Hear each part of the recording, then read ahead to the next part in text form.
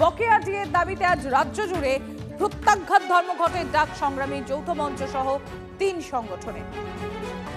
সুশোভন রয়েছেন আমাদের সঙ্গে, আমি সরাসরি চলে যাব সুশোভনের কাছে। সুশোভন, সংগ্রামী যৌথ মঞ্চ সহ 3 সংগঠনের ডাকে আজকের এই ধর্মঘট হতে চলেছে। একদিকে রাজ্যের সমস্ত সরকারি অফিস, স্কুল, কলেজ, বিশ্ববিদ্যালয় আজ কাজ বন্ধ রেখে যেমন আন্দোলনের ডাক দিয়েছেন আহ্বানকারীরা, পাশাপাশি নবান্নের তরফ থেকে যেটা বলা হয়েছে যে আজকে যদি হাফ ডে বা ছুটি নেওয়া হয় সেক্ষেত্রে বেতন কাটা যাবে, এবং শুধু তাই নয়, তার সঙ্গে শোকজও করা যেতে পারে, শোকজও করা হতে পারে। তো সেক্ষেত্রে সুশোভন, আন্দোলনকারী যারা রয়েছেন তারা ঠিক কি বলছেন?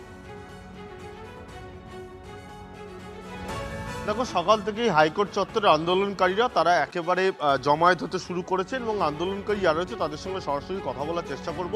আচ্ছা, আজকে আপনাদের মূলত কর্মসূচি কি, এবং তারপরেই যেটা বিষয় সেটা সরকারি তরফে বলে দেওয়া হয়েছে যে আজকে কাজে যোগদান করতেই হবে, সেক্ষেত্রে আপনাদের বক্তব্য? আমাদের ইউনিয়ন থেকে ইনস্ট্রাকশন দেওয়া আছে, সকাল থেকেই আমরা কাজটা এটা বিরাম দেব।